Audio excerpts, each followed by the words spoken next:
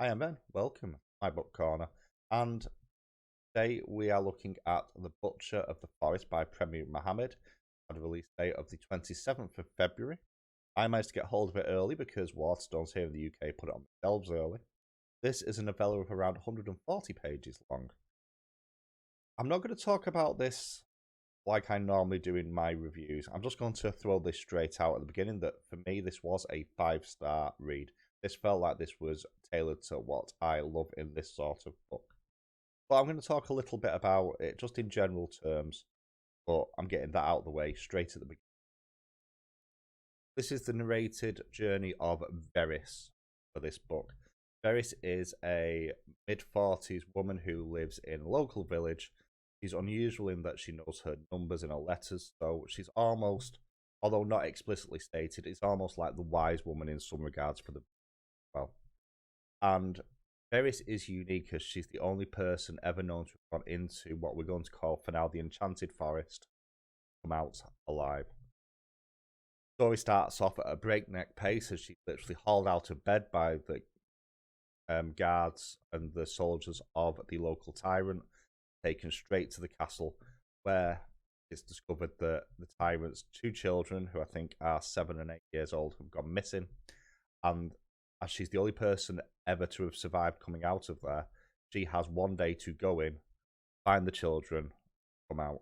And there's some really strong world building here. You get the fact that the tyrant is simply called the Tyrant. He has no name at any point in the book, just Tyrant. And even when the children are found and you're conversing, he's referred to as the Tyrant to give him this level of threat. Talk about the way he's subjugated various different worlds. Also, some interesting bits and pieces why he's chosen to settle in this place rather than one of his other conquered territories as well. You also have the folklore-esque feel to this. So the forest where the kids have gone missing is very much a place that everyone that's local knows not to go. Tales of the monsters that exist within are commonplace, and people assume that go in there are assumed dead straight away. And again, Veris is the only person ever to go in and get out again and save a child. Although there is a sting in the tail to that as well.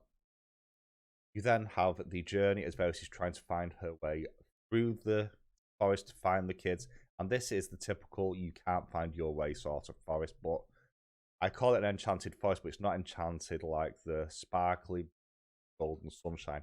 This is the dark, depressing, dangerous, foreboding type of forest, and this is really built up with talk about the spells and the sights, where the sunlight feels almost slower in many regards, even to the point where at night it's mentioned that there's no moon in the sky because the moon disturbs the creatures that live there, and they only live for the starlight and not moonlight.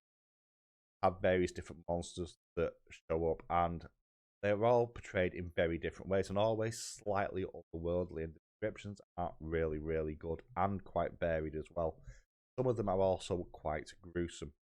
And this is where the folklore really starts to kick in, because you've got things like the rule of three, which is a very, very common thing, certainly in Western mythology. Think of witches have the mother, the maiden, and the crone, for example. And the breaking of some of this into threes is actually a running theme through here, as well as the not eating food, not drinking anything, which is something you see quite often in fae tales and fae folklore as well. And you have this person who has been in and survived and got out again.